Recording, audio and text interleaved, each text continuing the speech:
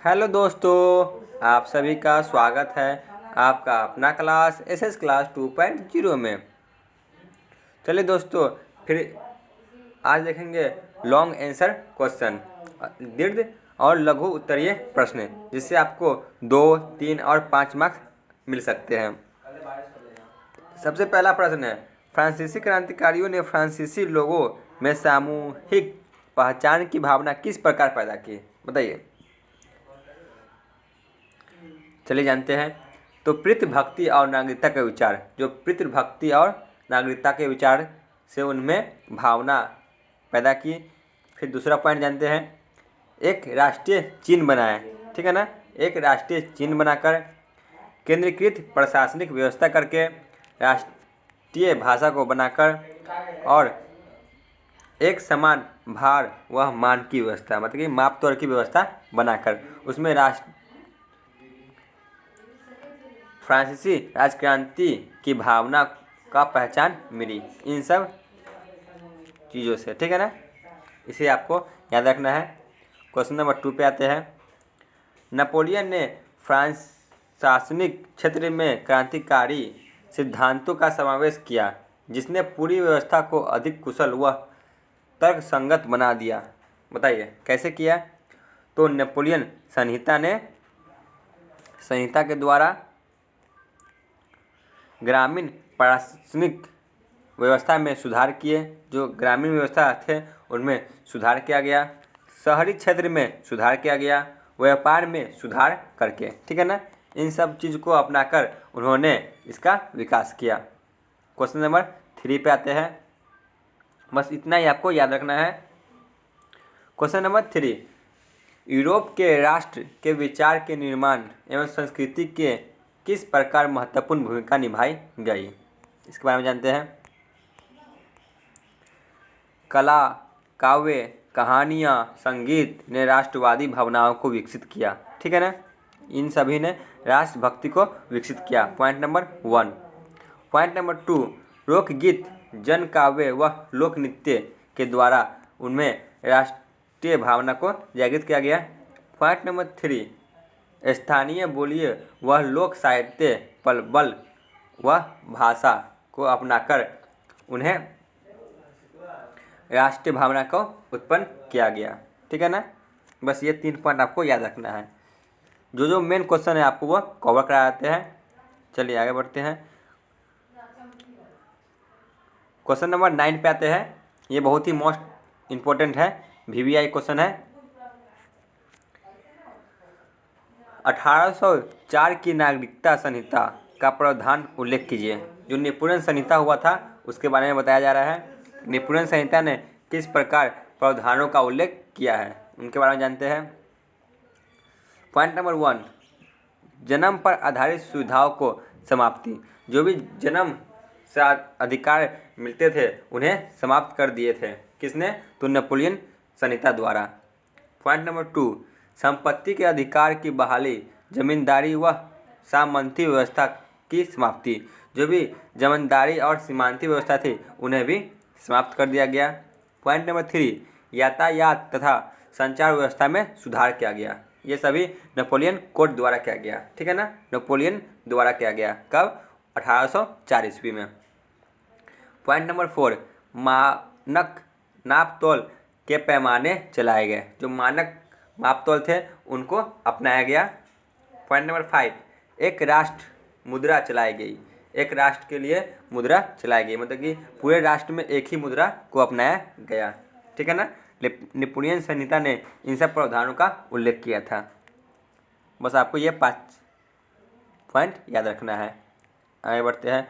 Question number 10, Europe के कुलीन वर्ग की विशेषताएं बताइए। जो यूरोप में कुलीन वर्ग थे उनकी विशेषताएं क्या थी? तो वह जीवन जीने के समान शैली थे। उनके जीवन जीने की शैली किस थी? तो समान थी, मतलब कि साधारण थी। जो कुलीन वर्ग थे, भू स्वामित्व थे, मतलब कि उनके पास भूमि भी थे। कूटनीतिक भाषा थे, ठीक है ना। कूटनीतिक भाषा बोलते थे। आपस में वैवाहिक संबंध करते थे। पॉइंट नंबर 5, उच्च वर्गों के बीच फ्रेंच भाषा का उपयोग करते थे। जो भी उच्च वर्गों के थे उनके बीच में फ्रेंच भाषा का उपयोग किया करते थे। तो बस इन्हीं 5 विशेषताओं को आपको याद रखना है। आगे चलते हैं क्वेश्चन नंबर 11 पे। क्वेश्चन नंबर 11, वीना 1815 की वीना संधि के उद्देश्य बताइए। 1815 में जो वीना संधि हुई थी उनका उद्देश्य बताना है। और इसी में दूसरा क्वेश्चन भी है, इसके प्रमुख प्रस्ताव व व्यवस्थाओं का वर्णन करना है। चलिए जानते हैं।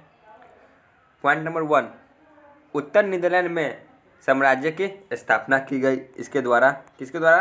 तो वीना संधि के द्वारा उत्तर नीदरलैंड में साम्राज्य की स्थापना की गई। पॉइंट नंबर 2, दक्षिण में जेनेवा को पिडमांट के साथ मिलाया गया। जर्मनी दक्षिण में जो जेनेवा था उसको पिडमांट के साथ मिलाया गया। पॉइंट नंबर 3, पर्सा को पश्चिम में नए क्षेत्र दिए गए। जो पर्सा था उन्हें नया क्षेत्र दिया गया पश्चिम में। ये सभी वीना संधि के द्वारा हुआ। पॉइंट नंबर 4, रूस में पूर्व में रूस को पोलैंड का हिस्सा दिया गया। जो पूर्व में रूस था उसे पोलैंड का हिस्सा दे दिया गया। पॉइंट नंबर 5, ऑस्ट्रेलिया का उत्तरी इटली का नियंत्रण सौंपा गया। जो ऑस्ट्रेलिया था उसे उत्तरी इटली का नियंत्रण सौंपा गया। ठीक है ना। बस आपको ये 5 लाइन याद रखना है। आगे बढ़ते हैं। क्वेश्चन नंबर, ये नहीं इतना खास नहीं है, जो मेन है उसे आपको कवर कर दे रहे हैं। ठीक है ना। क्वेश्चन नंबर 14, यूरोप में राष्ट्रवादी संघर्षों में महिलाओं की भूमिका क्या थी। ठीक है ना। इनके बारे में जानते हैं। ये अच्छा क्वेश्चन है, ये एग्जाम में आ सकते हैं। तो पॉइंट नंबर 1, स्वयं के राजनीतिक संगठन बनाना। स्वयं में ही उन्होंने राजनीतिक संगठन बनाए। पॉइंट नंबर 2, समाचार पत्रों का ज़्यादा से ज़्यादा प्रकाशन किए। पॉइंट नंबर 3, मताधिकार प्राप्त हेतु संघर्ष किए। ठीक है ना। महिलाओं ने ये संघर्ष किए। पॉइंट नंबर 4, राजनीतिक बैठकों तथा प्रदर्शनों में हिस्सा लेना। जो भी राजनीतिक बैठक होते थे और प्रदर्शन होते थे उनमें महिलाएं भी अब भाग लेने लगे। ठीक है ना। इतना आपको याद रखना है। आगे बढ़ते हैं। क्वेश्चन नंबर 15, 19वीं सदी में यूरोप में राष्ट्रवाद की लहर का क्या कारण था। जो 19वीं सदी में यूरोप में राष्ट्रवाद की भावना जागने लगी थी उनका क्या कारण थी। चलिए जानते हैं। पॉइंट नंबर 1, जनता का अत्यधिक अत्याचार होना। ठीक है ना। जनता पर ज़्यादा से ज़्यादा अत्याचार करना, उन्हें अधिकार से वंचित रखना, इनके कारण वहाँ पे यूरोप में राष्ट्रवाद की लहर बढ़ी। निरंकुश शासन व्यवस्था, वहाँ पे निरंकुश मतलब कि कोई भी अंकुश नहीं था, जैसे चाह रहे थे वैसे शासन कर रहे थे, इनके कारण राष्ट्रवाद की भावना बढ़ी। पॉइंट नंबर 3, उदारवादी विचारों का प्रसार हुआ।